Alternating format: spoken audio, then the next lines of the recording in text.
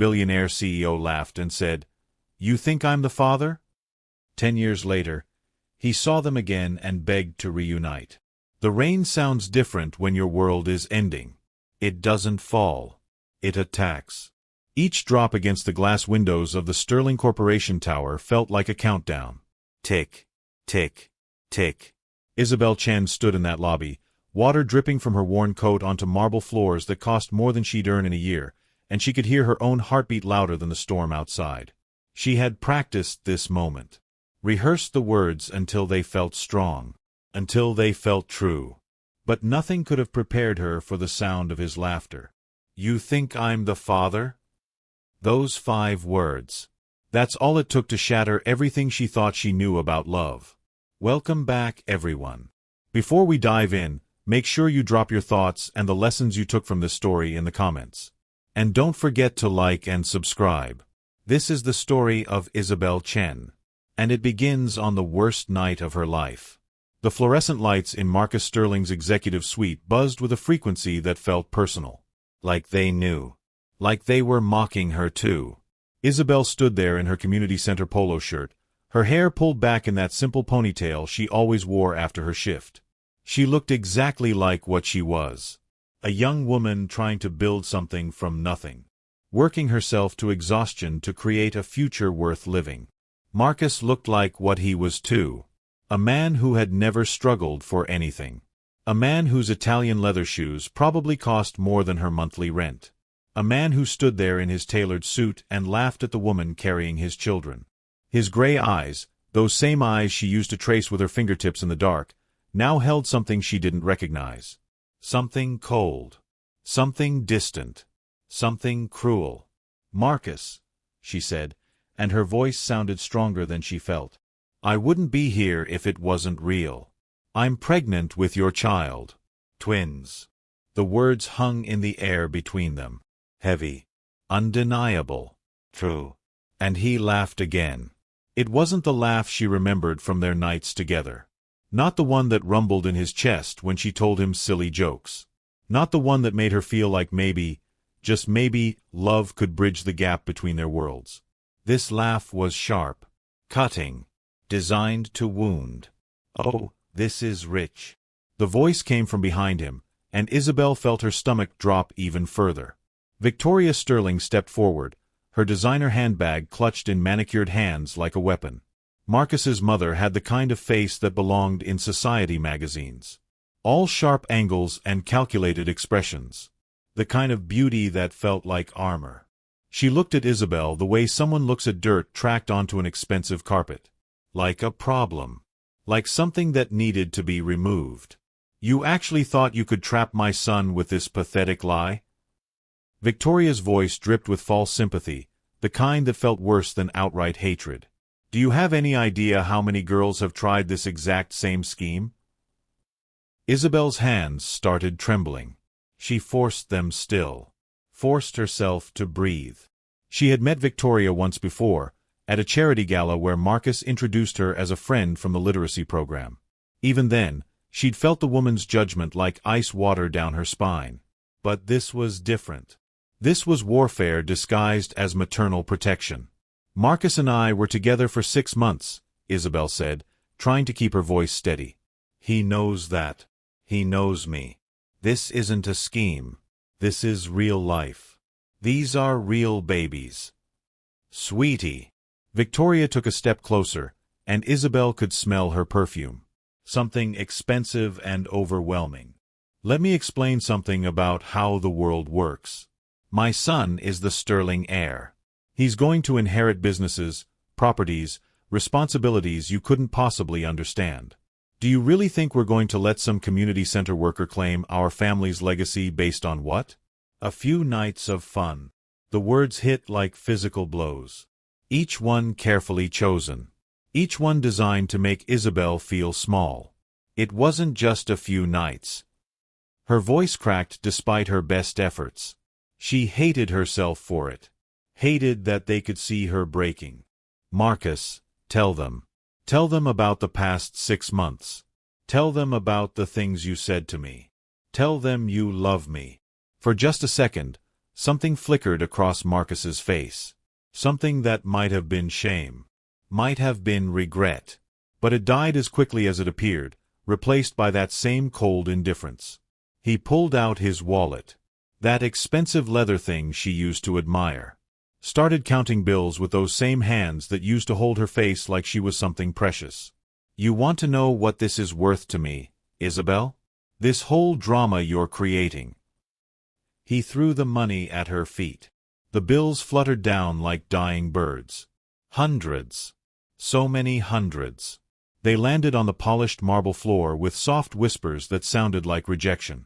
Like worthlessness. Like everything she feared was true. Take it, Marcus said, and his voice was so casual.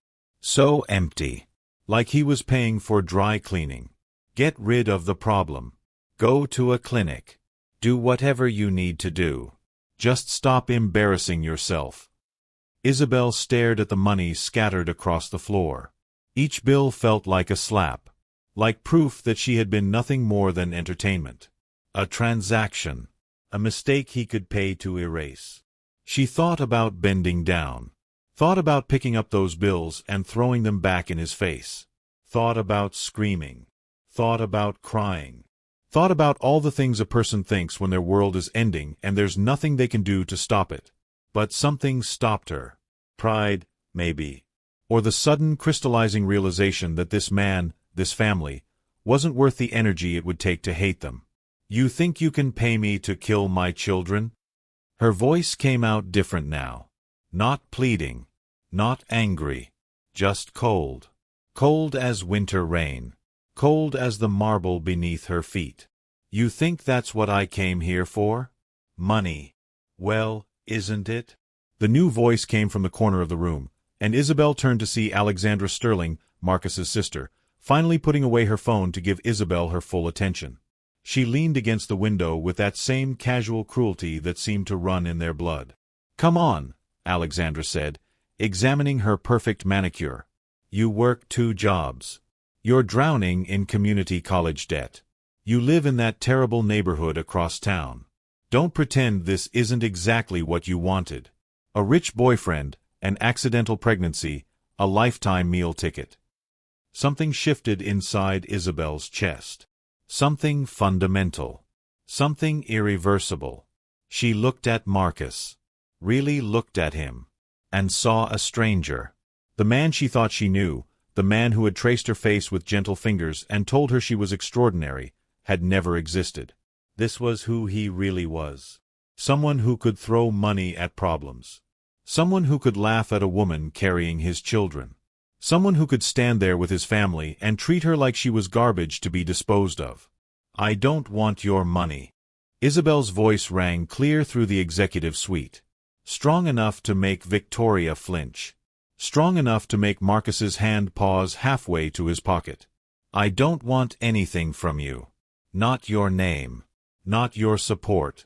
Not your presence in my children's lives. You just made something very clear to me.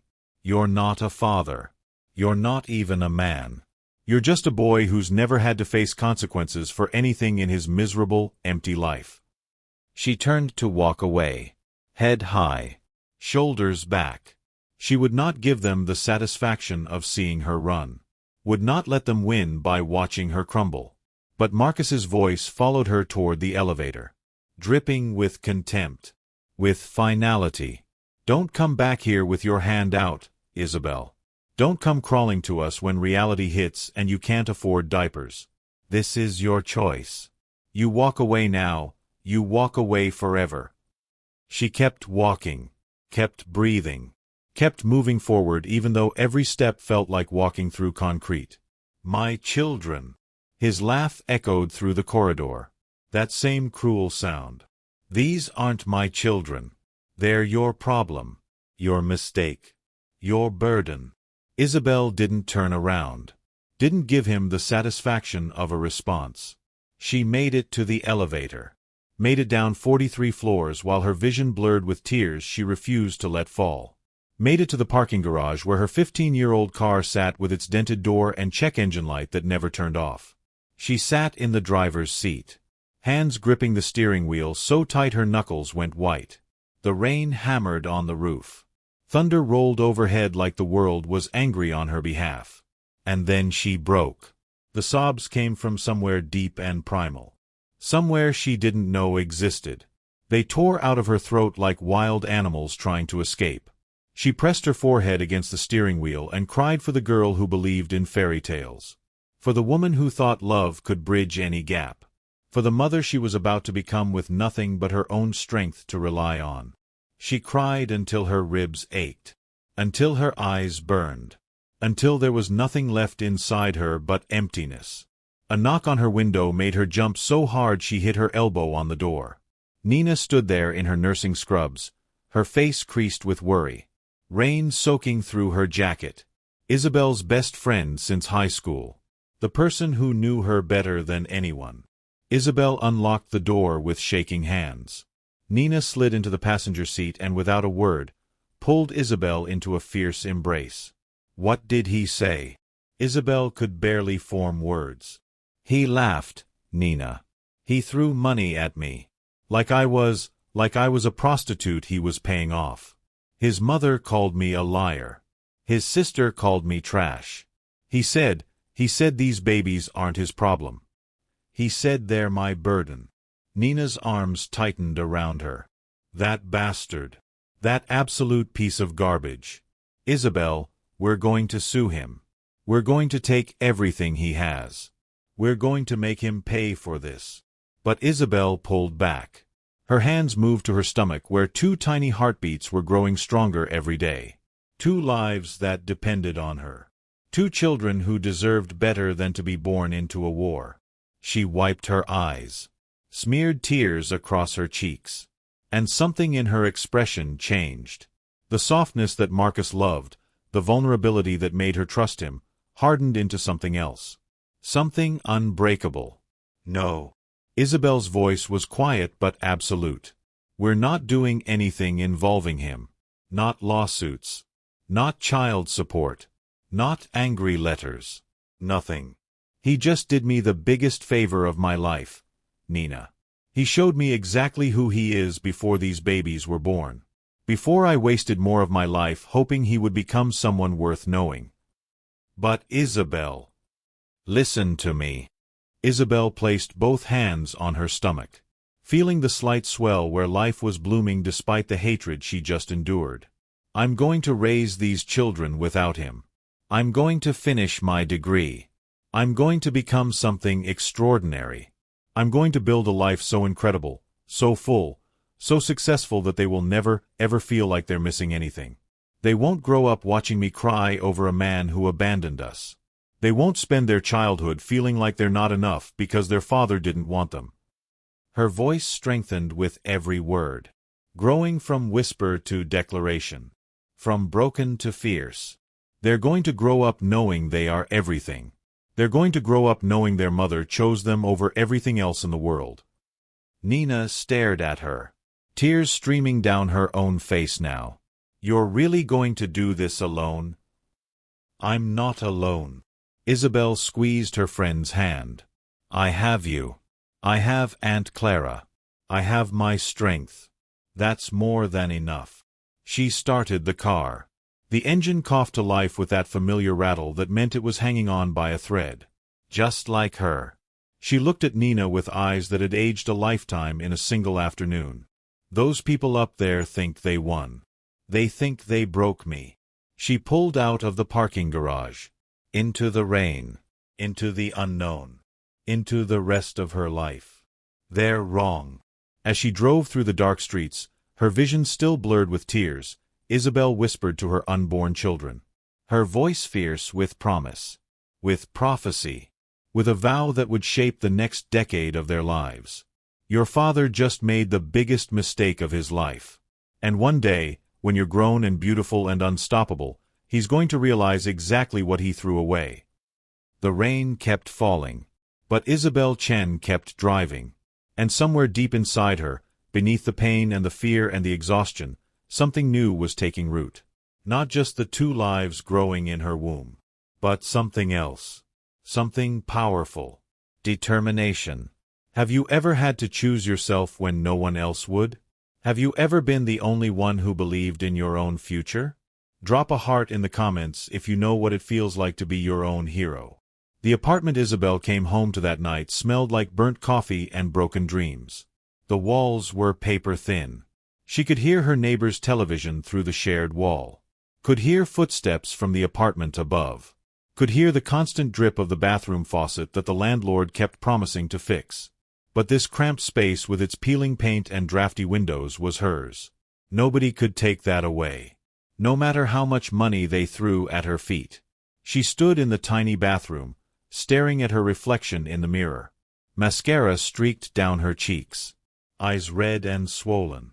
Hair falling out of its ponytail. She looked like someone who had survived a war.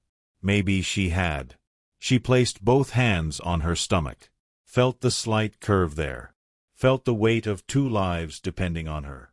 "I'm going to tell you something," she whispered to them. To Ethan and Lily, though she didn't know their names yet.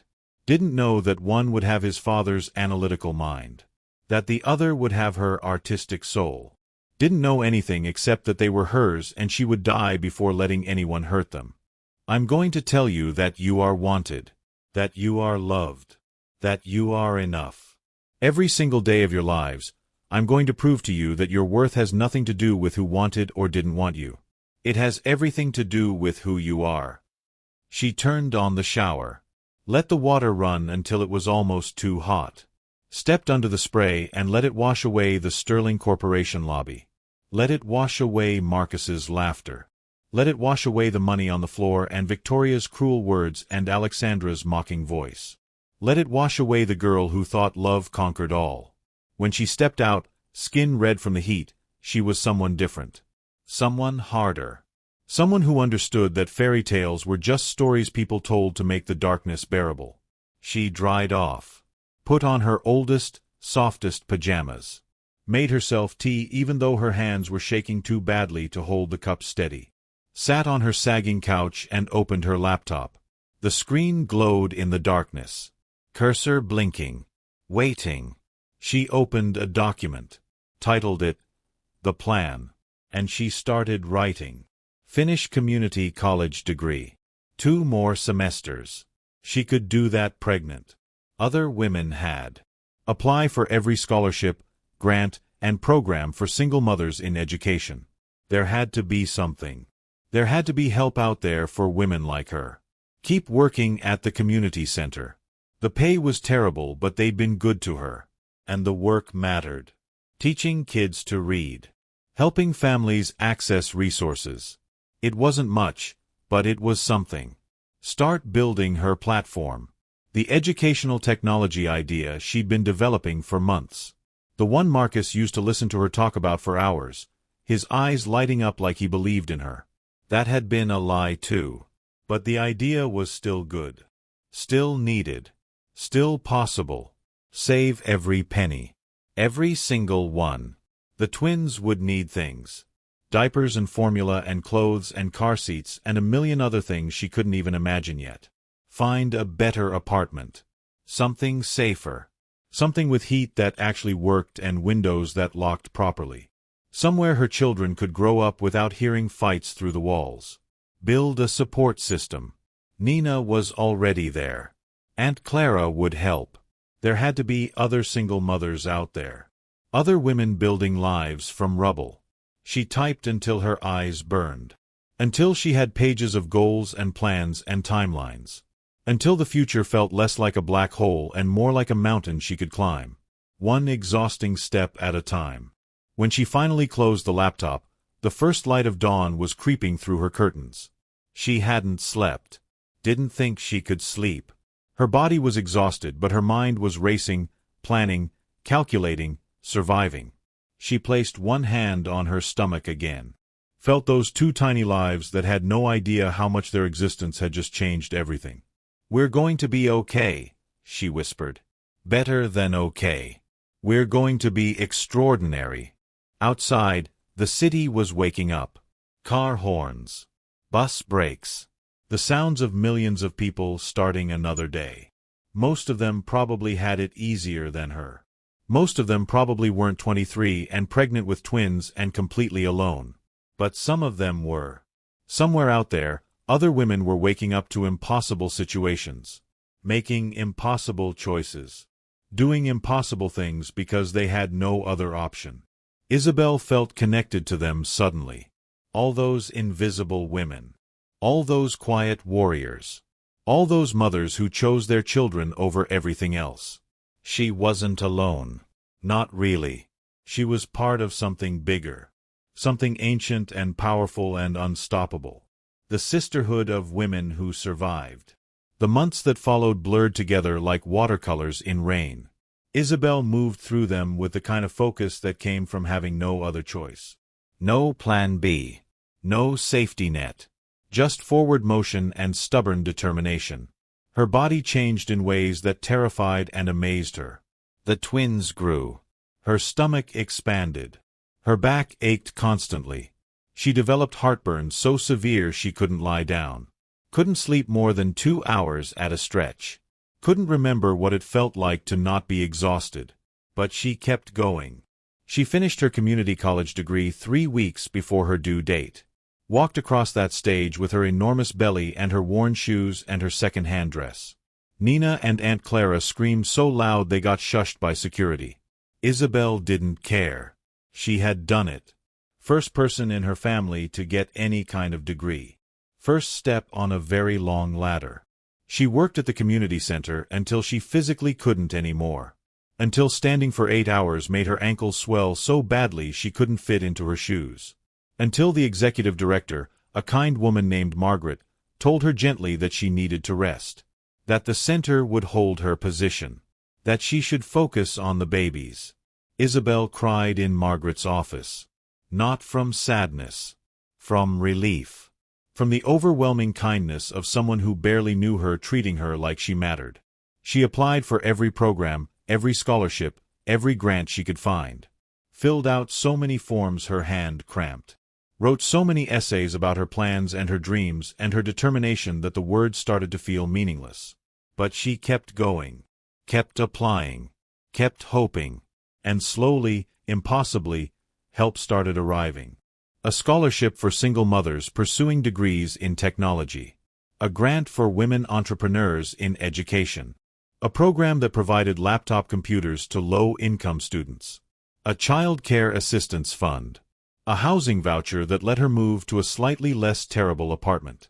None of it was enough. All of it was everything. Nina moved in 2 months before the twins were born. Gave up her own apartment to help with rent. Worked night shifts at the hospital so she could be home during the day. Refused to hear any arguments about it. "You're not doing this alone," she said simply. "I don't care what you say. You're my family. These babies are my family. We do this together." Aunt Clara showed up every weekend with groceries and hand-me-down baby clothes from her church. With stories about raising Isabel after her parents died. With wisdom about surviving when survival felt impossible. "Your mama would be so proud of you, baby girl," Clara said one afternoon, folding tiny onesies. "You got her strength. Her fire. You're going to be an amazing mother." Isabel wanted to believe her. Some days she did. Other days she lay awake at 3 in the morning, one hand on her stomach, and wondered what she had done. How she thought she could do this. How she would survive the next 18 years raising 2 children alone. But then they would kick. Those tiny feet. Those little fists.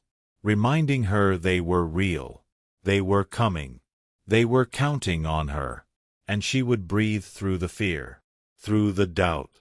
Through the exhaustion. And she would get up the next morning and keep going. She built her platform late at night, when insomnia and anxiety wouldn't let her sleep anyway. Lines of code. User interface designs. Educational frameworks. A system that would let underprivileged kids access learning resources they'd never have otherwise. It wasn't much yet. Just a skeleton. Just an idea taking digital form.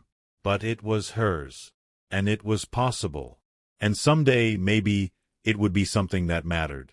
She named it Horizon. Because that's what it felt like. looking toward something better, something beyond the immediate struggle. Labor started on a Tuesday afternoon. Isabel was reviewing scholarship applications when the first contraction hit. Sharp and breathtaking and unmistakable. "Nina," she called out, her voice remarkably calm considering her heart was trying to escape her chest. "It's time." The drive to the hospital was a blur. Nina drove while Aunt Clara sat in back, holding Isabel's hand through contractions that came faster and harder than anything she'd imagined. The pain was stunning, all-consuming. It felt like her body was tearing itself apart to make room for these new lives.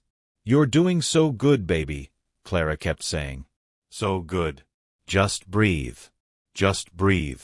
But Isabel couldn't breathe, couldn't think, could only feel wave after wave of agony that made her understand why they called it labor. This was work. The hardest work. The kind that required everything you had and then demanded more. They rushed her into delivery. Nurses moved with practiced efficiency. Machines beeped. Someone kept asking her questions she couldn't focus on. Pain. That's all there was. Pain and pressure and the overwhelming sensation that her body was doing something impossible. "I can't," she sobbed at some point. "I can't do this. I can't." "You are doing this," the doctor said firmly. "You're already doing it.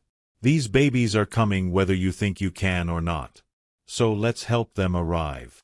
Ethan was born first, screaming with lungs that promised he would never be ignored. The doctor placed him on Isabel's chest, and she looked down at this tiny, perfect, furious human and fell in love so completely, so instantly, it felt like her heart was rewriting itself. "Hi," she whispered through tears. "Hi, baby. I'm your mama. I've got you. I've got you forever." Then Lily followed. Quieter. Her eyes open and curious, even seconds old. Like she wanted to understand this strange new world immediately. 2 perfect children. 2 miracles. 2 reasons to keep fighting when fighting felt impossible. The nurse took them for cleaning and measurements. Isabel lay back, exhausted beyond anything she'd ever experienced. Every muscle ached. Her body felt like it had been through a war. But she had never felt more powerful, more capable, more absolutely certain that she could do anything. She had just brought 2 lives into the world. Alone. Without the father who should have been there. Without the family that should have supported her. With nothing but her own strength and the love of the people who chose to show up. If she could do that, she could do anything. Nina appeared in the doorway, tears streaming down her face. "They're beautiful, Isabel. They're so beautiful. They're everything," Isabel whispered. "They're my whole world." When they finally brought the twins back, cleaned and wrapped in hospital blankets, Isabel held them both against her chest. One on each side. Their tiny bodies warm and solid and real. She looked at their faces. Ethan with his serious expression even in sleep. Lily with her rosebud mouth. Both of them with those gray eyes. Marcus's eyes. For just a moment, she felt anger surge through her. At him. At what he was missing. At his cruelty and his cowardice and his absolute failure as a human being. But then Lily made a small sound. A tiny coo. And Ethan's hand curled around Isabel's finger. And the anger melted into something else. Pity. Marcus Sterling would never know these children. Would never feel this love. Would never experience the terrifying, overwhelming, absolutely transformative power of being someone's entire world. That was his loss. Not theirs. Never theirs. "You're mine," she whispered to them. "You're mine and you're perfect and you're going to have the most amazing life. I promise you that. I promise." Outside the hospital window, the sun was setting over the city. The same city where Marcus probably sat in his expensive office. Where Victoria lived in her mansion. Where Alexandra scrolled through her phone, oblivious to the miracle that had just happened. They didn't know. Didn't care. Didn't deserve to know. Isabel Chen had just become a mother. And she had done it entirely on her own terms. The next 10 years would test her in ways she couldn't imagine. would push her beyond limits she didn't know existed, would require sacrifices that would break lesser people. But lying there in that hospital bed, holding her twins, Isabel felt something she hadn't felt in months. Hope. Not the naive hope that love conquered all. Not the fantasy hope that fairy tales came true. But the fierce, unbreakable hope that came from surviving the unsurvivable. From doing the impossible. From choosing to build rather than to break. The kind of hope that changed the world. One stubborn step at a time. And somewhere in the back of her mind, though she wouldn't admit it even to herself, a seed was planted. A question that would grow over the years. What would Marcus Sterling think if he could see them now? What would he feel when he realized what he had thrown away? She pushed the thought aside, focused on her children, on the present, on the future she was going to build. But the seed remained, waiting, growing, inevitable, because this story wasn't over. Not even close. It was only just beginning. 10 years can feel like a lifetime or a heartbeat, depending on what you build with them. For Isabel Chen, those 10 years were both. The first year was survival. Pure, desperate, exhausting survival. Nights when both twins cried at the same time and she had to choose which one to comfort first. Days when she had $15 left until payday and had to decide between diapers and groceries. Moments when she sat on her bathroom floor at 3 a.m, pumping breast milk while studying for exams, wondering if she would physically collapse before finishing either task. But she didn't collapse. She adapted. She evolved. She became someone she didn't recognize in the mirror. Someone harder. Someone stronger. Someone who could function on 3 hours of sleep and still code educational software with hands that shook from exhaustion. Nina was there through all of it. Working night shifts at the hospital, then coming home to watch the twins so Isabel could attend online classes. Making bottles at 2 a.m. Changing diapers while quiz questions flashed on a laptop screen. Being the partner Marcus should have been. Aunt Clara showed up every Sunday with meals she'd batch cooked. With stories about Isabel's mother. With prayers that Isabel didn't quite believe in but appreciated anyway. With the kind of steady, unshakable love that kept them all from drowning. The twins grew. Ethan learned to walk at 11 months, then immediately tried to take apart the television remote to see how it worked. Lily spoke in full sentences by 18 months, asking questions about colors and feelings and why the sky changed when the sun went away. They were brilliant. Both of them. Not just mother's bias. Actually, measurably brilliant. And they were hers. Completely, entirely, beautifully hers. Isabel finished her bachelor's degree when the twins were 2. Computer science with a focus on educational technology. She walked across that stage with Ethan on one hip and Lily on the other. Both of them wearing tiny graduation caps Nina had made. Both of them clapping and laughing like they understood what their mother had just accomplished. She started Horizon Technologies in her living room. Just her and a laptop and an idea that refused to die. A platform that would democratize education. That would give kids in underfunded schools access to the same learning tools as kids in elite private academies. That would level a playing field that had never been level. The first year, she made $300 total. The second year, she made $12,000. The third year, she landed her first major contract with a school district. $50,000. Money that felt like a fortune. Money that let her move to a better apartment. One with heat that actually worked and windows that actually locked and a bedroom for the twins that didn't share a wall with loud neighbors. By the time Ethan and Lily started kindergarten, Horizon Technologies had contracts in 15 states. Isabel had hired her first employee, then her second, then a whole team. By the time they were in second grade, she'd been featured in a tech magazine. Small article, buried in the back, but there, real. Proof that she was building something that mattered. By the time they were in fourth grade, she'd moved into actual office space. Had 40 employees. Had contracts in 30 states. Had investors calling. Had competitors nervous. And by the time they turned 10, Isabel Chen was on the cover of Forbes. Single mother. Self-made CEO. Woman who built an empire from nothing while raising twins alone. Success story. Inspiration. Proof that determination mattered more than privilege. The article included photos. Professional ones taken in her corner office. Isabel in a designer suit, looking every inch the powerful executive she'd become. And candid ones too. Her and the twins at home. Ethan working on a robotics project. Lily painting at her easel. A family. Complete. Whole. Unbreakable. The photographer had captured them perfectly. Ethan's serious expression as he programmed motion sensors. Lily's vibrant energy as she mixed colors. And their eyes. Those striking gray eyes that looked directly at the camera with confidence and curiosity and absolutely no sense that anything was missing from their lives.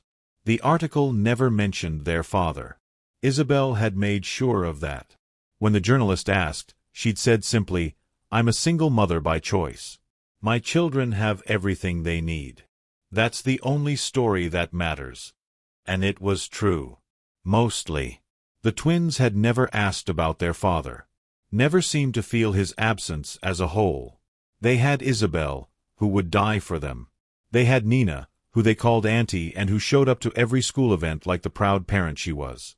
They had Aunt Clara, who taught them to pray even though Isabel remained skeptical. They had each other, that twin bond that made them inseparable. They had a life so full of love that Marcus Sterling's rejection created no wounds. At least, that's what Isabel told herself. On good days, she even believed it. But sometimes, late at night when the twins were asleep and the apartment was quiet, she would look at photos from their childhood and see his eyes staring back at her. Would remember that night in the Sterling Corporation Tower. Would feel something that wasn't quite anger anymore but wasn't quite peace either. She had won. Built everything she promised she would. Proved that his rejection was his loss, not theirs. So why did it still hurt? Why did some small part of her still wonder what he would think if he saw them? If he knew what he'd missed? If he realized the magnitude of his mistake? She pushed those thoughts away. Focused on quarterly reports and product development and the million decisions required to run a company. Focused on Ethan's upcoming robotics competition and Lily's art show. Focused on the present and future, never the past. The past was dead. Buried. Gone. Or so she thought. The invitation arrived on a Tuesday in October. Cream-colored paper. Embossed gold lettering. The kind of expensive that announced its importance before you even opened it. Metropolitan Museum of Art. Annual Charity Gala. Horizon Technologies cordially invited as honoree for educational impact and innovation. Isabel stared at it for a long time. This was exactly the kind of event she'd spent 10 years avoiding. Too many billionaires. Too much old money. Too many chances of running into people from her past. But her company was being honored. Her work was being recognized. And refusing to attend would be professional suicide. Would send a message that she was still that scared girl in the parking garage. Still hiding. Still afraid. She wasn't that girl anymore. She was Dr. Isabel Chen, CEO. She had earned her place in those rooms. Had earned the right to stand among the wealthy and powerful and look them in the eye as an equal. "You have to go," Nina said when Isabel showed her the invitation. "This is huge. This is everything you've worked for." "I know." Isabel set the invitation on the kitchen counter. Watched it sit there like a small bomb. But what if he's there? What if the Sterlings are there? Then you walk in like the queen you are and you show them exactly what they lost. Nina's voice was fierce. You show them that you didn't just survive without them. You thrived. You conquered. You built an empire while they sat in their mansion and rotted. Isabel smiled despite herself. "Tell me how you really feel." "I'm serious. You've spent 10 years avoiding them. Maybe it's time to stop hiding. Maybe it's time to let them see what their cruelty created." Nina paused. "Plus, I get to be your date to a fancy gala and wear that dress I've been saving. So really, this is about me." They both laughed. But underneath the humor, Isabel felt something shifting. Nina was right. She had been hiding. Not consciously. Not obviously. But carefully structuring her life to avoid any chance of collision with Marcus Sterling's world. Maybe it was time to stop. She RSVP'd yes. Bought a dress that cost more than her first car. Emerald silk that made her look like she belonged among Manhattan's elite. Practiced walking in heels she wasn't used to wearing. Rehearsed gracious small talk for donors she'd never met. The twins were excited about her going out. Ethan helped her pick jewelry. Lily did her makeup, tongue stuck out in concentration as she applied eyeshadow. "You look like a princess, Mama," Lily said, stepping back to admire her work. "You look like a CEO," Ethan corrected.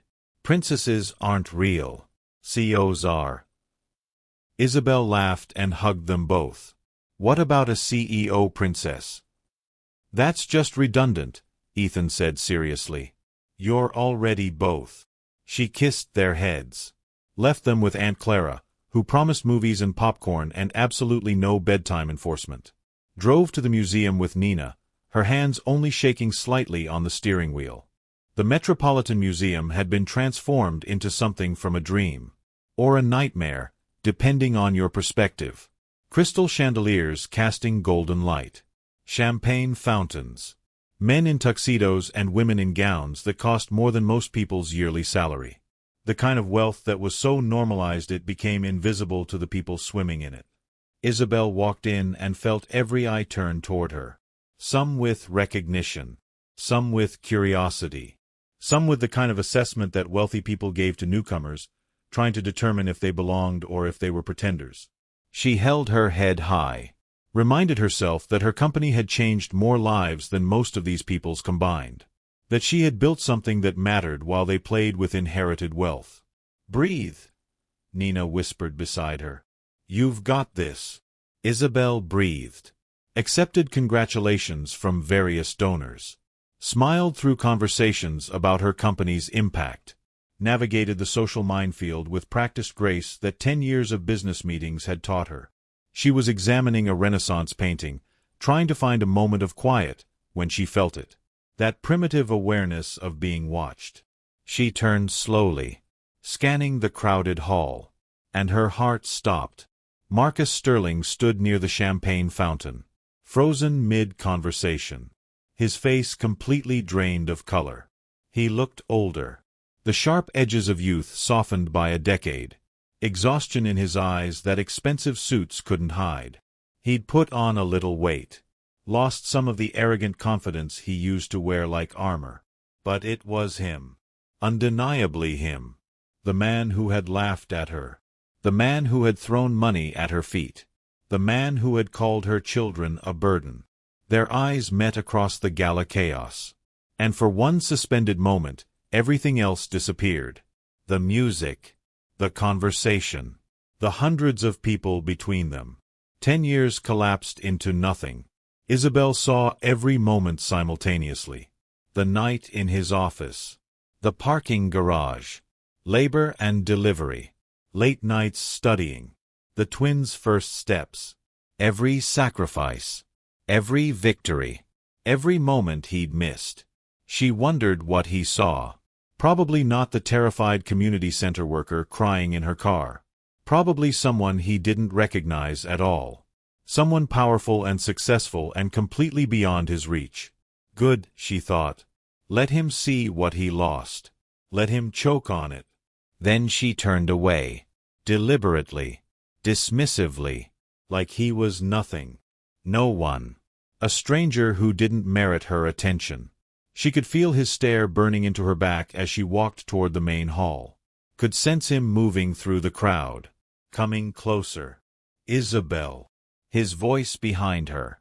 Closer than she expected. She turned to find him standing there.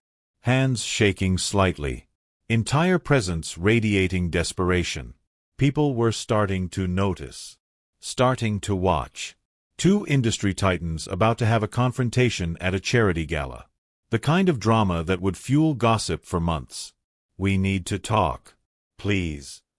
His voice cracked on the last word. Like he was breaking apart just from standing near her. We have nothing to discuss, Mr. Sterling. Her voice was ice. Professional. Distant. Final. I saw the article about your twins. His voice got quieter, more desperate.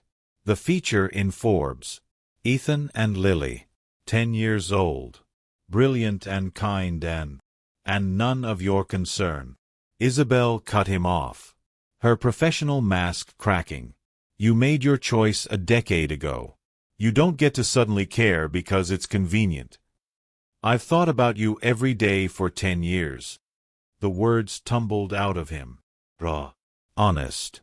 Pathetic. I've watched your success from a distance. I've seen pictures of our children and they're not our children. Each word was a knife. They're my children. You're a DNA contributor. That's all. She could see tears forming in his eyes. Could see him literally shaking with emotion he was failing to contain. Part of her, some small vindictive part, felt satisfaction at his pain. But most of her just felt tired. So tired of carrying this weight. Of this man haunting the edges of her life even when he wasn't present. Can we please talk privately? Marcus was begging now. Actually begging. 5 minutes. That's all I'm asking. No. Isabel turned to walk away. But his voice followed her. Louder now. Desperate enough that more people were definitely watching. I made a mistake. The biggest mistake of my life. And I've spent every day since trying to become someone worthy of asking for forgiveness. She stopped walking, turned back slowly, and when she spoke, her voice was loud enough for everyone nearby to hear. Loud enough that there would be no question about what happened here tonight. You want forgiveness, Mr. Sterling? You want absolution for laughing at a pregnant woman? For throwing money at her like she was trash? For calling your own children a burden? She took a step closer to him. You don't get that. You don't get to feel better. You get to live with what you did. Every single day. Just like I had to. She walked away then. Really walked away. Through the crowds. Past the staring faces. Past the phones that were definitely recording this entire exchange. She didn't care. Let them gossip. Let them speculate. Let the truth of Marcus Sterling's cruelty spread through Manhattan's elite like wildfire. She made it to the bathroom before her hands started shaking. Gripped the marble sink. Stared at her reflection. The powerful CEO in the expensive dress. The woman who had just publicly eviscerated Marcus Sterling in front of everyone who mattered. She should feel victorious. Should feel satisfied. Should feel like she'd won. Instead, she just felt hollow. Nina found her 10 minutes later. That was the most badass thing I've ever witnessed. He looked like you'd physically struck him. Everyone is talking about nothing else. I need to go home. Isabel's voice was barely a whisper. I need to see my children. They left through a side entrance. Drove home in silence. Nina knew when to push and when to let Isabel process. This was definitely a processing moment. When they got to the apartment, Aunt Clara was asleep on the couch. The twins were in their beds. Ethan sprawled out like always. Lily curled up with her stuffed rabbit. Isabel stood in their doorway for a long time, watching them breathe. These perfect children who had never known their father. Who had never felt his rejection. Who were growing up secure and loved and completely whole. Had she done the right thing? Keeping Marcus away? Building such high walls that he could never reach them?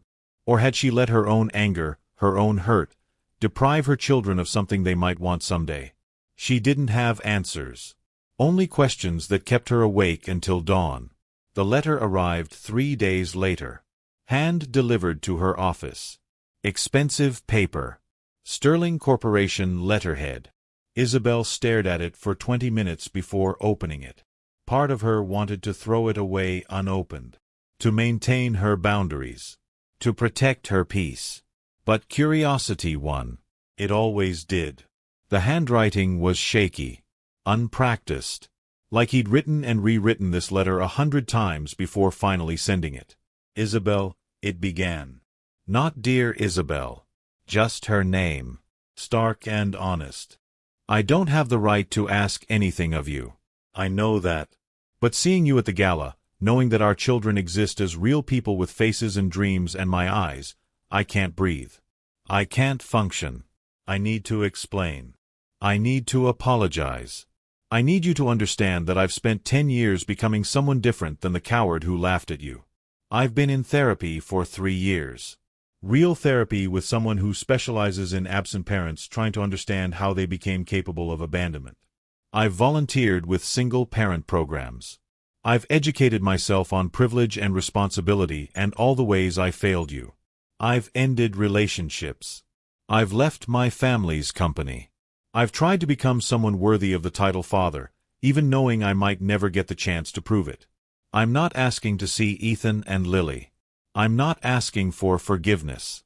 I'm not asking for anything except the chance to tell you, face to face, how profoundly sorry I am. How completely I understand that I destroyed something precious. How every day I live with the knowledge that somewhere in this city, 2 children are growing up without knowing their father chose money and cowardice over them. You don't owe me this conversation. You don't owe me anything. But I'm asking anyway. Because the alternative is spending the rest of my life wondering if you'll ever let me explain. If you'll ever believe that people can change. If there's any path forward from the worst mistake anyone could make. Please. Just one conversation. 30 minutes. That's all. Marcus. Isabel read the letter 3 times. Then she walked to her office window. Looked out at the city stretching below. Somewhere out there, Marcus Sterling was waiting for her response. Hoping. Desperate. Good, she thought again. Let him wait. Let him feel what uncertainty feels like. Let him understand what it's like to want something from someone who has every reason to say no. She should throw the letter away. Should maintain her boundaries. Should protect herself and her children from this man who had proven himself capable of such cruelty. But something stopped her. Some question she couldn't quite articulate. Some need to understand if his transformation was real or just another manipulation. Some curiosity about whether people actually changed or if they just got better at performing growth. She pulled out her phone. Texted Nina. He sent a letter. Asking to talk. What should I do? Nina's response came immediately. What do you want to do? Not what's right. Not what's safe. What do you want? Isabel didn't know. That was the problem. She didn't know what she wanted anymore. Revenge. Closure. Understanding. Peace. Or maybe, some small traitorous part of her whispered, she wanted to see if he was genuinely sorry. If he genuinely understood what he'd done. If there was any possibility that her children might someday want to know their father and she could tell them honestly that he'd changed. She sat with that thought for a long time, uncomfortable with it, but unable to shake it. Finally, she sent a text to the number at the bottom of Marcus's letter. Against every instinct. Against every wall she'd built. 1 meeting. 30 minutes. Brooklyn. Neutral ground. Nina present. If you're late, I leave. If you make excuses, I leave. If you do anything except listen and take responsibility, I leave. Understood? His response came within seconds. Understood. Thank you. Thank you for even this much. She set the phone down. Stared at it like it might explode. What had she just done? What door had she just cracked open? She didn't know. But it was too late to take it back now. The collision she'd been avoiding for 10 years was about to happen. And Isabel had no idea if she was ready for it. The coffee shop Marcus suggested was deliberately unremarkable. A place in Brooklyn where neither of them would be recognized. Where they could talk without Manhattan's elite watching every gesture. Where this conversation could happen privately. Isabel arrived with Nina, both of them dressed casually.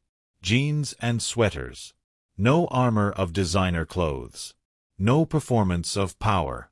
Just 2 women about to confront a man who had once thrown money at their feet. Marcus was already there.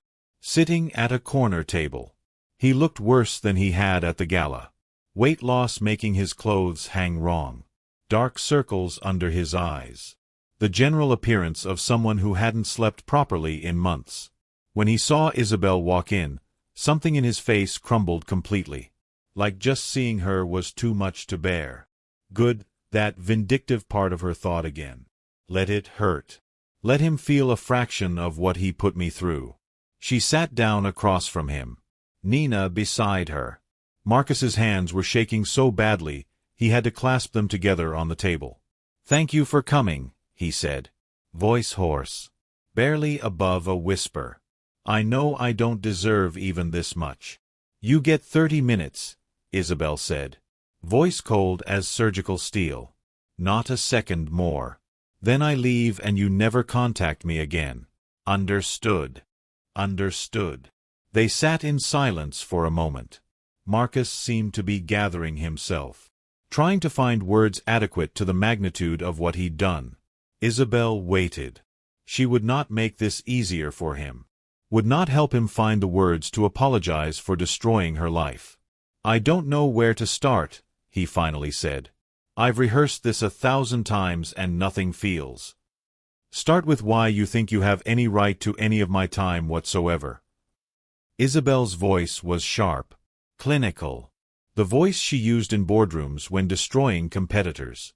Marcus flinched like she'd struck him. "I don't. I have no right. No excuse. No justification for what I did 10 years ago."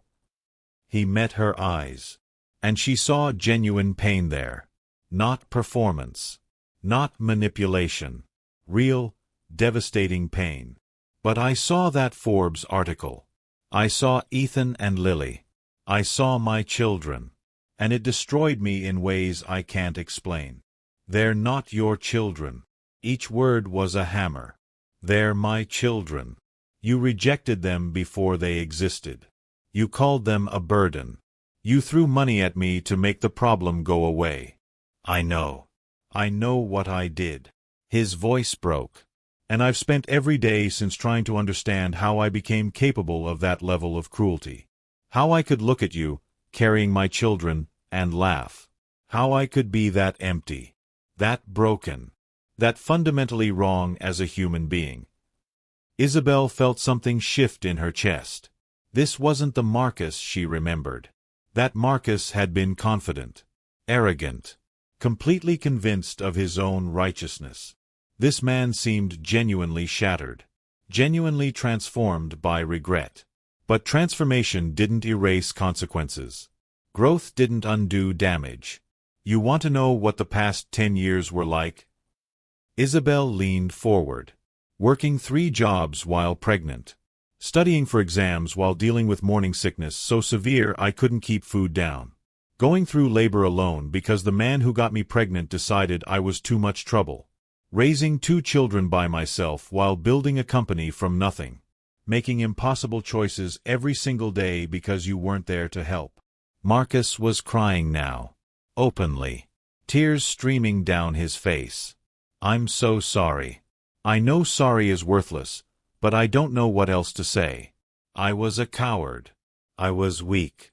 I let my family pressure me into the worst decision of my life." "Don't." Isabel's voice turned to ice. "Don't blame your family. You're a grown man. You made your own choice. Own it. You're right." He wiped his face roughly. "I made the choice. Me. Not my mother. Not my sister. Me. I looked at you and our children and chose money and comfort over responsibility. I chose cowardice over courage. I chose wrong in every possible way." The conversation continued. Brutal. Honest. Painful. Isabel laid out every moment of suffering. Every night crying alone. Every sacrifice she made. Every milestone he missed. Marcus absorbed it all. Never defending himself. Never making excuses. Just listening and crying and accepting the full weight of his failures. "I've been in therapy 3 times a week for 3 years, he said at one point. My therapist told me something that broke me even further. She said I wasn't trying to reunite with my family. I was trying to ease my guilt. That every action I'd taken was about making myself feel better, not about what's actually best for Ethan and Lily. Smart therapist, Nina said, speaking for the first time, her voice dripping with barely contained fury. She told me that if I really loved those children, I would leave them alone. Marcus's voice was hollow now, defeated. That I would let them have their peace. That I would stop disrupting their mother's life with my desperate attempts at redemption. And she's probably right. But I can't. I can't just disappear knowing they exist. Knowing I have children walking around with my eyes who will never know I'm sorry. That's your burden to carry, Isabel said. Not mine to resolve. Not theirs to forgive. I know. But I'm asking anyway. Marcus looked directly at her. I'm asking you to consider that maybe someday, when they're older, they might have questions. They might want to know where they came from. And I'm asking you to tell them that I'm here. That I'm sorry. That I've spent 10 years trying to become someone worthy of them, even knowing I might never get the chance. The words hung in the air, heavy with implications, with possibilities, with doorways Isabel had kept locked for a decade. I'll think about it, she finally said, standing up. But I'm making no promises. My children's well-being comes before your guilty conscience. Always. She walked toward the door. Nina followed. But Marcus's voice stopped them. They have your determination. I can see it in the photos. Ethan's serious expression. Lily's vibrant energy. They're extraordinary because you made them that way. His voice cracked again. Thank you for that. Thank you for being what I couldn't be. Thank you for choosing them when I didn't. Isabel didn't respond. Didn't turn around. Just walked out into the cold Brooklyn afternoon and kept walking until she couldn't hear his voice anymore. They sat in the car for a long time, neither speaking. Finally, Nina broke the silence. Do you believe him? That he's changed? I don't know. Isabel stared at the coffee shop, at Marcus's shape visible through the window, still sitting at that table, head in his hands. Maybe. People can change. Therapy is real. Growth is possible. But, Nina prompted, but changing doesn't erase what he did. Doesn't give him rights to my children. Doesn't mean I have to forgive him or let him into our lives. Isabel started the car. He made his choice 10 years ago. I made mine. We both have to live with the consequences. They drove home in silence. But Isabel couldn't stop thinking about Marcus's face. About his tears. About whether his pain was genuine or performance. About whether her anger was protecting her children or protecting herself. She didn't have answers. Only more questions. And a growing certainty that this conversation, this collision, was only the beginning. 3 months passed like water wearing down stone. Marcus stopped sending letters. Stopped showing up at events where Isabel might be. Stopped trying to force his way back into a life that had moved on without him. His silence should have brought relief. Should have felt like victory. Instead, it felt like waiting. Like holding your breath underwater. Like knowing something inevitable was coming but not knowing when or how. Isabel threw herself into work. New contracts. Product development. Expansion plans that would take Horizon Technologies into international markets. She filled every hour with meetings and decisions and strategic planning. Anything to avoid thinking about Marcus's tears. About his transformation. About whether she was protecting her children or punishing him. The twins were thriving. Ethan's robotics team won the regional competition. His project, a sensor-based navigation system, was so advanced the judges thought an adult had helped him. They hadn't. He'd built it entirely himself, staying up late with Nina, both of them hunched over circuit boards and code. Lily's art was displayed in a local gallery. Real gallery. With her paintings on actual walls and people paying actual money for them. 10 years old and already selling her work. Isabel stood in that gallery and cried, overwhelmed by pride and love and the stunning reality that these children were hers. They were happy, secure, complete. Everything she'd promised them that night in the parking garage. So why did she keep thinking about Marcus's question? About whether they deserved to know their full story. The answer came on a Sunday morning in January. Cold and bright. The kind of day that felt clean. New. Full of possibility. Isabel was making pancakes. Her Sunday ritual. Ethan sat at the kitchen counter doing homework. Lily was still asleep, sprawled across her bed the way she always slept. Like she was trying to take up as much space as possible. Mom. Ethan's voice was careful. Measured. The way it always was when he was about to ask something difficult. Can I ask you something? Always, baby. What's on your mind? Why don't Lily and I have a father? The spatula slipped from Isabel's hand, clattered against the stove. She turned slowly to face her son. His gray eyes, Marcus's eyes, watching her with that analytical intensity that made him seem older than 10. She had prepared for this moment. Had practiced answers with her therapist. Had promised herself she would never lie about anything important. But preparation didn't make it easier. Didn't stop her heart from racing.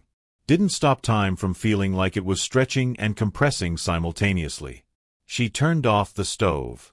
Walked around the counter. Sat on the stool next to Ethan so they were eye level. You do have a father, sweetheart.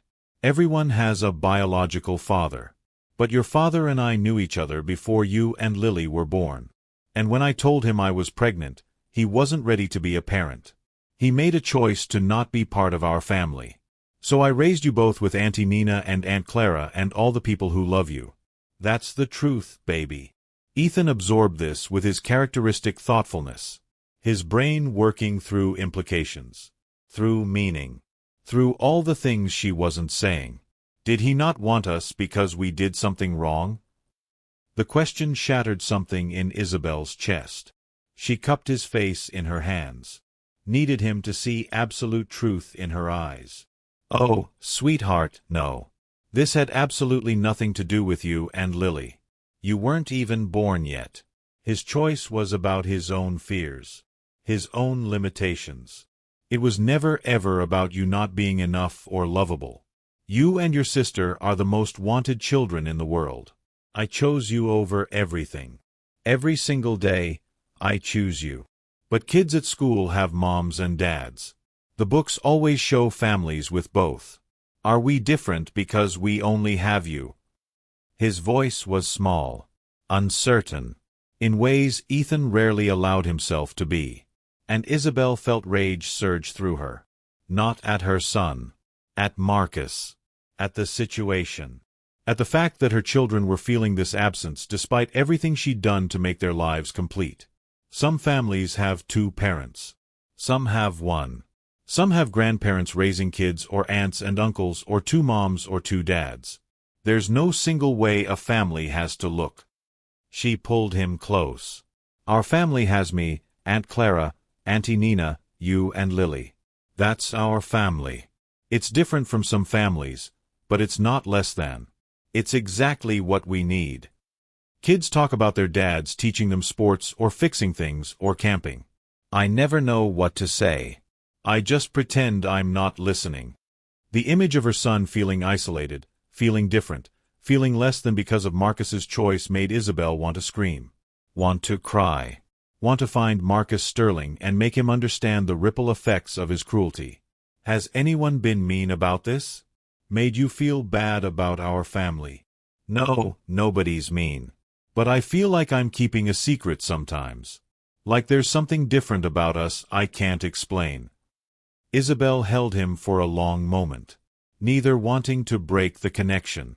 When he finally pulled back, his expression had shifted into something she recognized. Determination layered over hurt.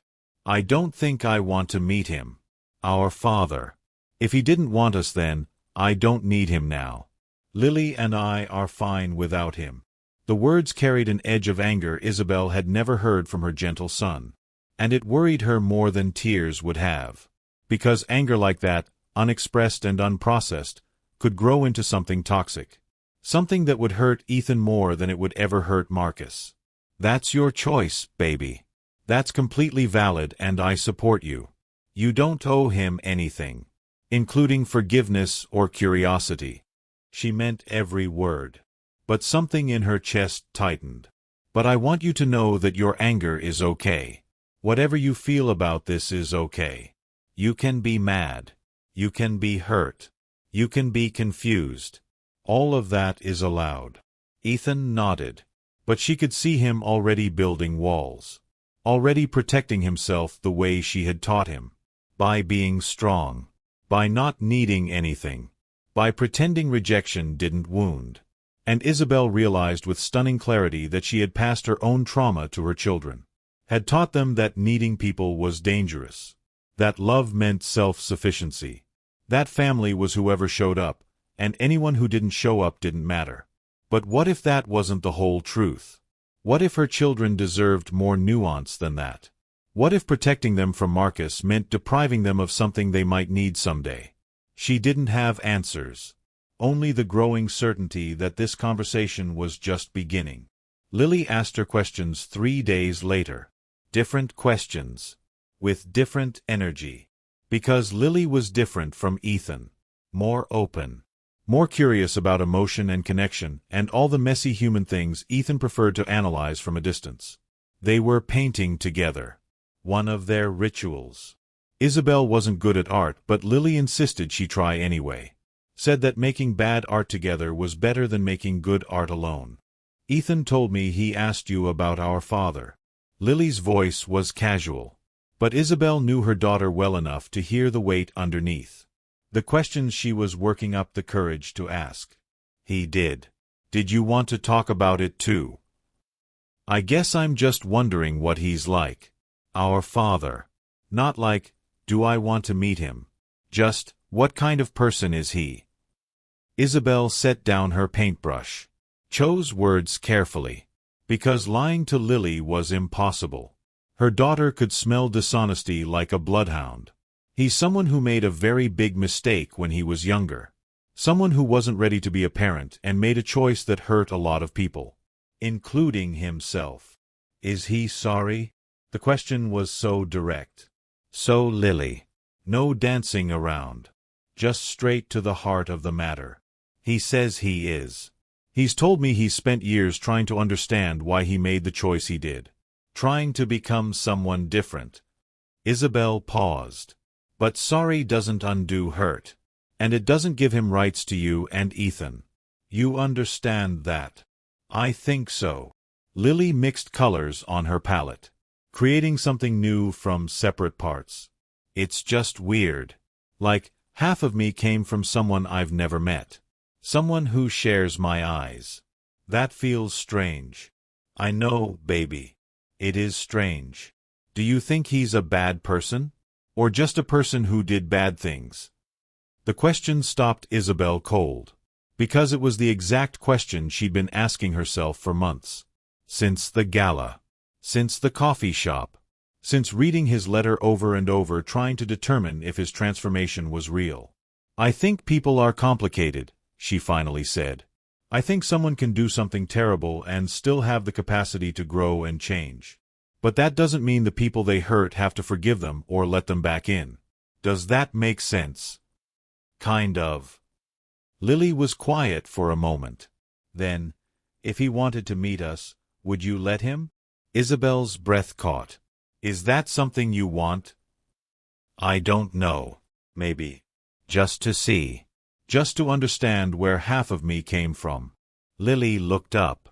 Those gray eyes so earnest. So open. But only if it's okay with you. I don't want to hurt you by being curious about him.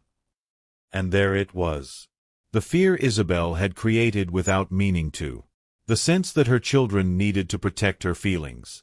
That their curiosity about their father was somehow a betrayal of her sacrifice. She pulled Lily close. Held her tight. Listen to me. Your curiosity doesn't hurt me. Your questions don't hurt me. If you want to know your father someday, that's your choice. Not mine. You don't have to protect me from your feelings, okay? You get to feel whatever you feel without worrying about me. Promise. I promise. That night, after both twins were asleep, Isabel called Nina. Her voice shaking. They asked. About Marcus. About meeting him. What did you say? I told them the truth. That it's their choice. That I support whatever they decide. Isabel felt tears starting. But Nina, what if I'm making a mistake? What if I let him into their lives and he hurts them? What if his transformation isn't real and he's just performing for redemption? What if I'm failing to protect them? Or, Nina's voice was gentle but firm. What if you're giving them agency over their own story? What if you're teaching them that people are complicated and relationships are nuanced and that they get to make their own choices about who they let into their hearts? What if you're being an incredible mother by letting go of control? I don't want to let go of control. Control is what kept us safe. Isabel was crying now. Really crying. Control is what built this life. What protected them from his cruelty. Control also isolates. You've built an amazing life. But maybe it's time to let it be a little bit messier. A little bit more complicated. A little bit more human. Isabel sat with that for a long time. After they hung up. After she showered and tried to sleep and failed. After she stood in her twins' doorway watching them breathe. Nina was right. She had built a fortress. High walls. Controlled access. Complete protection. But her children were growing up. Asking questions. Deserving answers that were more nuanced than Marcus bad, us good. They deserved their full story. Even the parts that were painful. Even the parts that were complicated. Even the parts that included a father who had failed them but might possibly be trying to become someone different. The next morning, Isabel sent a text to Marcus's number. The one she hadn't deleted despite telling herself 100 times she should. The twins are asking questions. They might want to meet you. Might. No promises. But if this happens, it happens on my terms. Supervised. Boundaried. One mistake and you're gone forever. Understood? His response came within seconds. Understood. Thank you. I'll do whatever you need. Whatever they need. Thank you for even considering this. Isabel stared at the phone. What had she just agreed to? What door had she just opened? What would happen if Marcus disappointed them? If he proved to still be the same cruel boy who laughed at their existence? She didn't know. But she was about to find out. The family meeting happened the next Sunday. All of them together. Isabel, Ethan, Lily, Nina, and Aunt Clara. Because this decision affected everyone. Because they were a family. And families made big choices together. Your father has asked if he can meet you, Isabel said. No preamble. No softening. Just truth. He's told me he's sorry for the choice he made 10 years ago. That he's spent years in therapy trying to understand why he was capable of such cruelty. That he's tried to become someone different. Ethan's expression closed immediately. Walls up. Protection mode engaged. But Lily leaned forward. Curious. Open. What do you think we should do, Mom? I think this is your choice. Not mine. I can tell you that he seems genuinely transformed. Genuinely sorry. But I can't promise he won't hurt you. Can't promise this will be good for you. All I can promise is that if you want to meet him, I'll be there. I'll protect you. And if he does anything at all that makes you uncomfortable, we leave. Forever. I don't want to meet him, Ethan said immediately. Voice hard. Absolute. He didn't want us then. Why should we care about him now? That's valid, baby. You don't have to meet him. This can be just Lily's choice. You get to decide for yourself. Ethan looked surprised. Like he hadn't considered that he and Lily could make different choices. That they didn't have to be a united front. Lily twisted her hands together. I think I want to meet him. Just once. Just to see. Is that okay? Of course it's okay. Isabel pulled her close. You're allowed to be curious. You're allowed to want to know where you came from. But I'm going with you, Nina said firmly. And Aunt Clara. We're not letting you face him without backup. I want to come too, Ethan said suddenly. Voice still hard. Still angry. Not because I want to meet him, but because I want to protect Lily. In case he's mean. Isabel felt her heart break and rebuild simultaneously. Her son. 10 years old and already trying to be the protector. Already trying to shield his sister from potential pain. You're a good brother, she said. The best.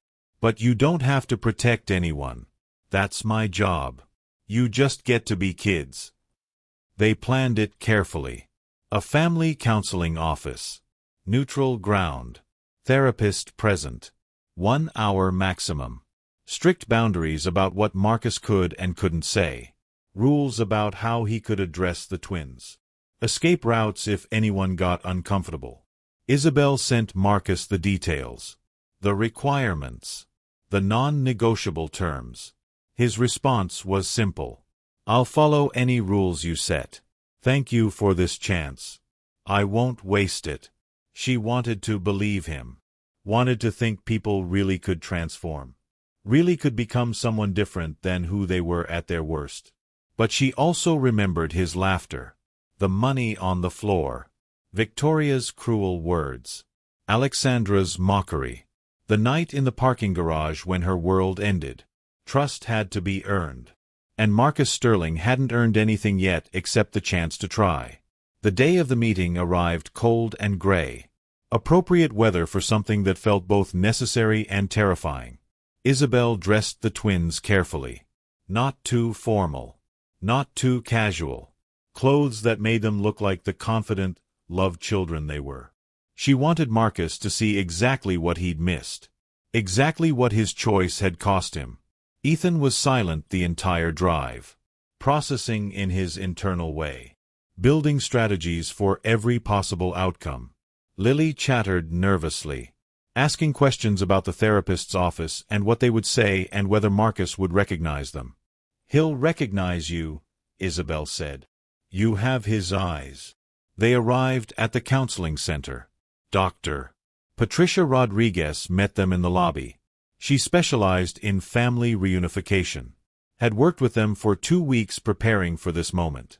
Making sure the twins understood they could leave whenever they wanted. That their comfort mattered more than Marcus's feelings. That meeting their father didn't obligate them to anything. Remember, Dr. Rodriguez said gently, you're in control here. You get to decide how much or how little you engage. And your mom will be right there the whole time. They walked into the therapy room together. Isabel's heart pounding so hard she could hear it in her ears. Nina and Aunt Clara flanked the twins. A wall of protection. A reminder that these children belonged to a family that had nothing to do with Marcus Sterling. And then he walked in. Marcus looked worse than Isabel had ever seen him. Like he'd lost 20 pounds. Like he hadn't slept in weeks. Like just walking into this room took every ounce of courage he possessed. He saw the twins and stopped moving. Completely froze. His hand went to his chest like he was having a heart attack. Tears started streaming down his face before anyone said a word. "Oh God," he whispered. "You're real. You're really real." Lily and Ethan stared at him. This stranger who was somehow part of them. This man who shared their eyes and their genetics but nothing else. Marcus took 3 shaky steps into the room. Then his knees buckled. He actually fell. Went down on the floor. Hands over his face. Sobbing with a sound that was barely human. "I'm so sorry," he choked out. "I'm so sorry. You deserved better. You deserved a father who showed up. I failed you before you were even born, and I'll spend the rest of my life regretting that." Dr. Rodriguez moved forward slightly, ready to intervene if needed. But Isabel held up a hand, stopping her. This moment needed to play out. However painful, however raw. Lily looked at Ethan. That twin communication. Then she took a step toward Marcus. Just one. Small. Cautious. Why did you laugh at my mom? The question was simple. Direct. Devastating in its honesty. Marcus looked up at his daughter. At this perfect, brave, 10-year-old girl who deserved so much better than him. Because I was scared. Because I was a coward. Because I let my family convince me that your mom wasn't good enough. That you weren't wanted. And I was too weak to stand up to them. Too weak to choose you over comfort. Too weak to be the man you deserved. Are you still weak? Ethan's voice. Cold. Analytical. Testing. Yes. But I'm trying not to be. Every single day, I'm trying to be someone different. Our mom says people can do bad things and still change. Are you different now? Lily's voice was softer than her brother's. More open to possibility. I'm trying to be. I've been in therapy for years. I've learned about privilege and responsibility and all the ways I failed. I've educated myself about racism and classism and all the reasons I thought I was better than your mom when she's actually extraordinary, and I'm just someone who had money and thought that made me important. He was still crying.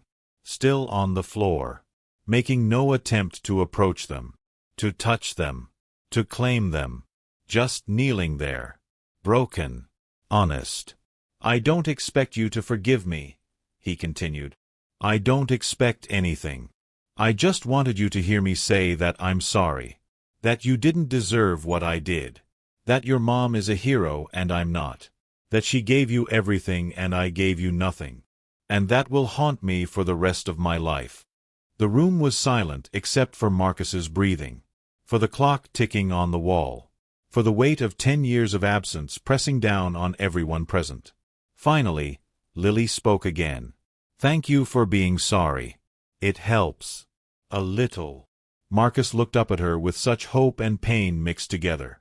Would it be okay if I stood up? So I can see you better. Lily looked back at Isabel. Isabel nodded. If you're comfortable with that. Marcus stood slowly. Like his body hurt. Like gravity was fighting him. When he was upright, he stayed exactly where he was. Didn't move closer. Didn't reach out. Just stood there. Looking at his children with a kind of desperate love that came too late but still existed. You're so beautiful, he whispered. Both of you. You look like your mom. Strong and smart and absolutely extraordinary. We have your eyes, Ethan said. Not kind. Just factual. You do. But that's all you have of me. Everything else, everything that matters, comes from your mom. Her strength. Her courage. Her determination. That's all her. The conversation continued for another hour. Dr. Rodriguez guided them through questions and answers. Through careful exploration of feelings. Through establishing what, if anything, might happen next. By the end, it was decided. They would meet again. Maybe once a month. Supervised. Bounded. With the understanding that Marcus had no rights. No claims. Just the privilege of being allowed into their peripheral vision. Not as a father. Not yet. Maybe not ever. But as someone who existed. Someone who was sorry. Someone trying. As they prepared to leave, Marcus asked one more question. Voice barely above a whisper. Can I give you something? Both of you. The twins looked at Isabel. She nodded carefully. Marcus pulled out 2 letters. Thick envelopes. Obviously written over time. He held them out but didn't approach. Lily walked over and took them. Brought them back to Ethan. These are letters I've been writing to you since I saw your mom at the gala. About my life. About my regrets. About what I've learned. About who I'm trying to become. His voice broke again. You don't have to read them. You can throw them away. But I wanted you to have them. In case you ever wanted to know. They left the therapy office as a family. Isabel, her twins, Nina, Aunt Clara. The unit that had survived and thrived for 10 years without Marcus Sterling. The fortress that maybe, possibly, was allowing one crack in its walls. In the car, Lily held her letter carefully. Ethan shoved his in his backpack without looking at it. "How do you feel?" Isabel asked them both. "Weird," Lily said. "But okay, weird. Like, I met him. I saw him. He's real. And I don't hate him. I still don't want him as a dad," Ethan said firmly. "But I guess it's okay that Lily wants to see him again." "You can change your mind," Isabel said. "Any time. You can decide to meet with him. Or decide to stop. This is your choice. Always." That night, Isabel stood in her usual spot. Doorway of the twins' room. Watching them sleep. These children who were navigating something impossible. Who were showing more wisdom at 10 than she'd had at 23. Marcus had asked at the end, just before they left, if there was any path forward. Any possibility of earning the title father. "That's not my question to answer," Isabel had said. "Ask Ethan and Lily in about 10 years. After you've proven that showing up isn't a performance. That consistency isn't manipulation. That you've genuinely become someone different than the boy who laughed." She meant every word. This story wasn't over. It was just entering a new chapter. One where the past and present existed simultaneously. Where redemption was possible but not guaranteed. Where her children got to write their own endings. 5 years later, the dynamic had shifted in ways Isabel never imagined. Marcus showed up. Every scheduled visit. Every school event he was invited to. Every art show, every robotics competition, every milestone. Not as a father. Not with any claim to that title. But as someone present. Consistent. Trying. Lily developed a relationship with him. Cautious. Boundaried. But real. She showed him her paintings. Let him see her artwork before anyone else. Talked to him about creativity and emotion and all the things Ethan had no patience for. She never called him Dad. Called him Marcus. And that seemed right for both of them. Ethan maintained distance. Polite but cold. He showed up to the meetings because Lily wanted him there. But he never softened. Never forgot what Marcus had done. Never forgave in the way the storybooks suggested people should. And that was okay too. Because forgiveness wasn't required. Wasn't owed. Was a gift that could be given or withheld based on what the wounded person needed. Victoria Sterling reached out once. Asked to meet her grandchildren. Isabel's response was simple and final. "You had the chance to be their grandmother 10 years ago. You chose to call me a liar and tell your son to force me to terminate my pregnancy. That choice has permanent consequences. The answer is no. Forever." Alexandra never reached out at all. Some people never grew. Never changed. Never looked in the mirror long enough to see their own cruelty reflected back. But Marcus kept trying. Kept showing up. Kept doing the work. Not for redemption. Not for forgiveness. But because it was right. Because his children deserved consistency even if they never gave him their hearts. Isabel watched it all. Guardian. Protector. Mother. She never softened toward Marcus. Never forgave in any traditional sense. But she respected his consistency. Acknowledged his transformation.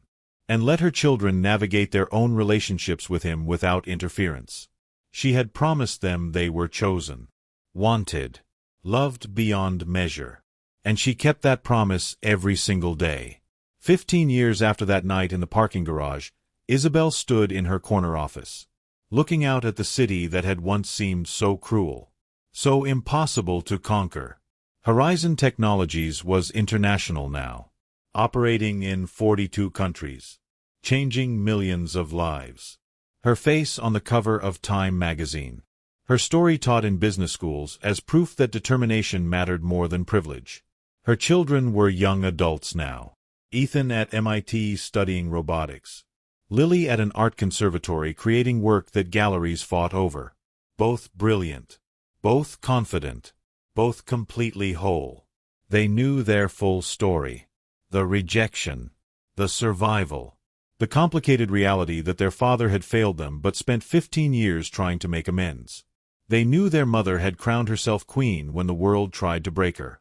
They knew that family was defined by who showed up, not by genetics. Most importantly, they knew they were chosen, wanted, treasured beyond measure. Marcus existed in their lives peripherally. Lily talked to him weekly. Ethan maybe twice a year. Neither relationship was traditional. Neither filled the father-shaped hole that shouldn't have existed in the first place. But they were real, honest, built on foundations of accountability rather than entitlement. And Isabel had made peace with it. Not forgiveness. Not reconciliation. Just peace. The kind that came from releasing weight you'd carried too long. From focusing on the extraordinary life she'd built rather than the cruel boy who'd tried to destroy her. She had promised her unborn children 15 years ago that their father's rejection would be his loss, not theirs. She had kept that promise. Not by excluding him forever, but by building a life so complete, so full of love, that his absence created no holes. And when her children chose to let him in on their terms, it was from a place of wholeness, not need. That was victory. That was strength. That was everything. May every woman who walks through fire rise untouched in spirit.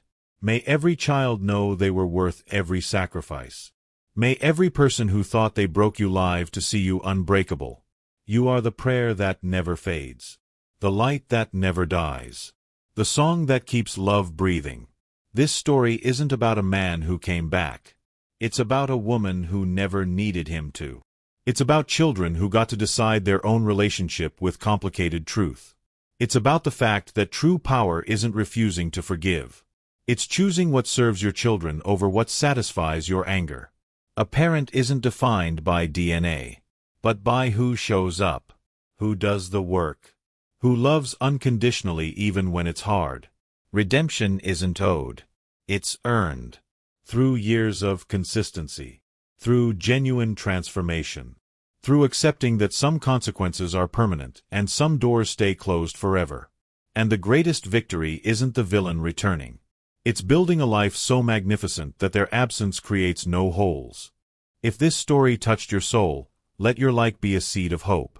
Comment "I survived and thrived" if you know the power of choosing yourself and your children over everything else. Share this with someone who needs to hear that their strength is legendary. That their sacrifices matter. That they are enough, all by themselves, to build kingdoms.